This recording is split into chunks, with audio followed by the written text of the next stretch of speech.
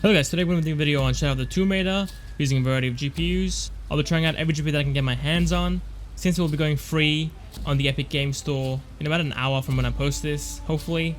And it'll be free for a week as well, I believe. So, probably a good time to go test this out. And for the Steam Deck, I'll be testing it out tomorrow as well. Alright, now jumping into the settings, we are playing the game at 900p at a mix of low to medium settings. I decided on 900p because 1080p we have to go to very low settings, which doesn't look very good at all. It looks pretty awful, to be honest. You get no shadows, no reflections, etc.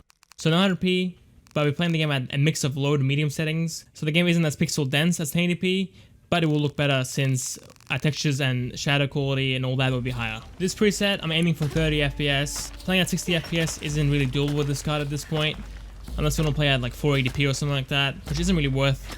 It's not worth the trade-off of losing all that quality for more performance. This is a single player game, so 30 FPS is more than enough to have a good time playing this.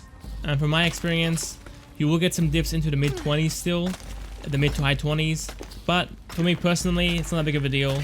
I'd rather have the quality than have a couple of dips into the 20s. Just one thing to keep in mind though, you want to play the game at DirectX 11 instead of DX12. The game gives you the option to play at DX12. But if you do that, you're going to lose half your frames. You're going to play at 15 FPS with these settings.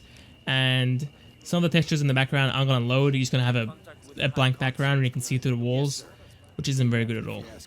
Alright, let's go and jump into the in-game benchmark and see what we get there with these settings. Alright, so with low to medium settings at 900p, we're going to average FPS of 26 with a minimum FPS of 22, which isn't very good.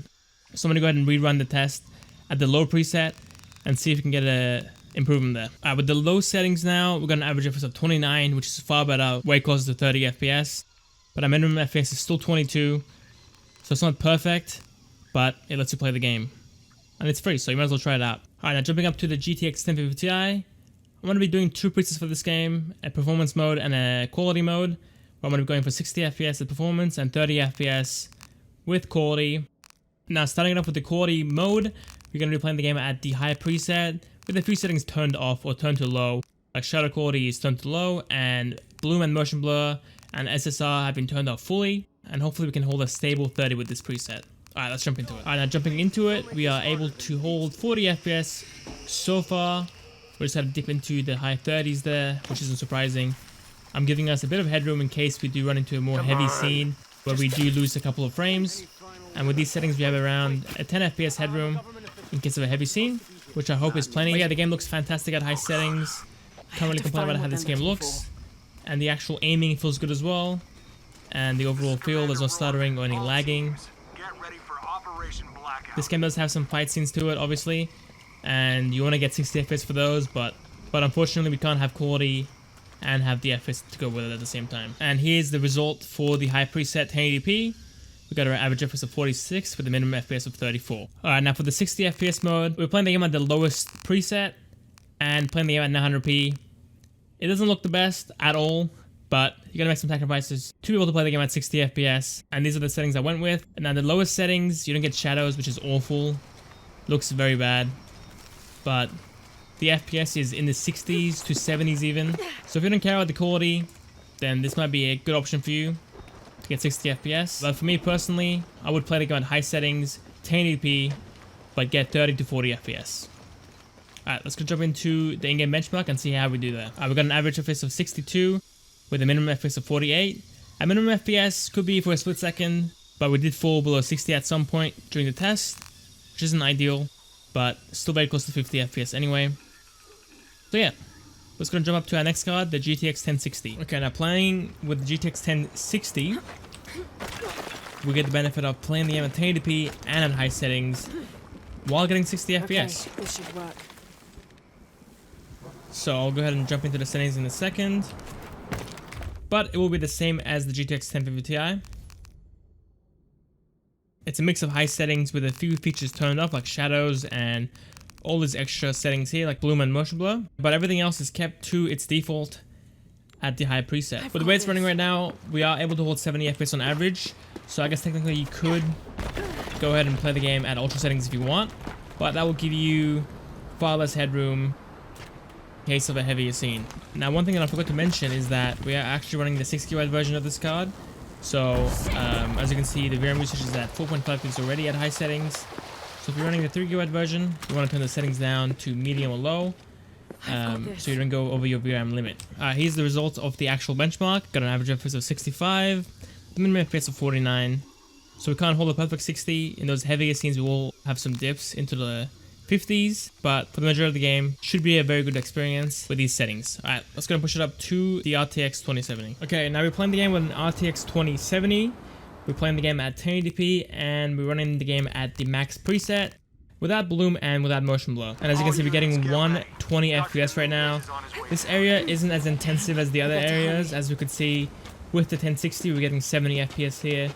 And in the benchmark itself, we still did fall below 60. So obviously there will be more intensive situations in the game. So with this card, you can easily go up to 1440p as well, and 4K also.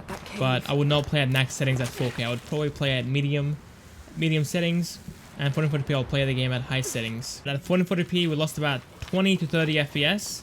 We're sitting at 90 FPS now instead of playing the game at 120 to 130 FPS. And at 4K I think we'll probably be hanging around 50 to 60 FPS. And obviously with those intensive scenes we're going to fall into the 40s. I was kind of correct, we're sitting at 50 FPS at 4K, but we easily fall into the 40s. So if you run into a more demanding situation, you will easily fall into the 30s. And I mean, that's still playable, but you got to be ready for it, I guess, at this point. Alright, let's go ahead and run the in-game benchmark and see how we do. Alright, here's the results for max settings 1080p. Got an average FPS of 114 and a minimum FPS of 89 as well. Alright, let's go and push it up to the RTX 3050. We're playing the game with an RTX 3050 now, and we're using the same settings as the RTX 2070. So max settings without bloom or motion blur. And yeah, it looks good. So as you can see, our FPS is far lower than what we got with the 2070. We're around 20 FPS below what we got with the 2070, sitting around 100 FPS, 100 to 110 FPS, instead of 120 to 130 FPS. Now with these numbers, I'm guessing we're gonna be around 70 to 60 FPS for a minimum FPS once we do the actual in-game benchmark. Now we do have ray tracing available to us as well, but it's just shadows from what I can see, so not really worth enabling that if it's just for shadows. If it was reflections, then it would be a whole different story, but shadows, I don't think it's worth it at all. You're gonna lose a bunch of FPS for no reason, so that's why we have it disabled for the RTX cards as well. Now we can play this game at 1440p and 4K as well with this card, but I would avoid playing at ultra settings. Maybe medium settings would be ideal for 1440p, medium to low settings for 4K as well. We just got finished with the benchmark, and we got an average FPS of 85 with a minimum FPS of 67, so we were able to actually hold above 60 the entire time. And yeah, let's go jump up to our final card, the RTX 3060 Ti. Okay, now we're playing the game with the RTX 3060 Ti, playing at max settings with a couple of settings tweaked, like bloom and motion blur. Starting it up with 1080p, we're getting 160 FPS, which is pretty insane. With the RTX 2070, we had an average FPS of around 110 to 120 FPS. And with the RTX 3050, we had around 90 FPS average, which is still really good at max settings 1080p. But this card is crushing it. At this rate, we can easily play the game at 1440p, max settings, and 4K. Might be more tricky. Sure, if 60 FPS is doable at max settings 4K, but if you turn your settings down to high or medium, you should be able to easily get 60 FPS. No problem at all. Alright, now playing the game at 1440p, max settings, we're getting 110 to 120 FPS. So it's very similar to the RTX 2070 at 1080p, but we're playing at 1440p instead. So 4K should be doable at this rate. Should be able to hold 60 FPS in this area anyway. Alright, at 1080p max settings, we got an average FPS of 138 and a minimum FPS of 114. Alright, I'm gonna go ahead and redo the test at 1440p and 4K, and we'll come back when that's finished. At 1440p, got an average FPS of 106 and a minimum FPS of 84. Playing at 4K max settings, we got an average FPS of 59, so almost 60, very close to it, and a minimum FPS of 47. So you will fall below 60 in those more intensive scenes. And yeah, I think that's it for the video, guys. Hope you enjoyed it. Hopefully you found it useful. If you did, give it a like. Tell the channel to be hyper as well. Alright, see you next time.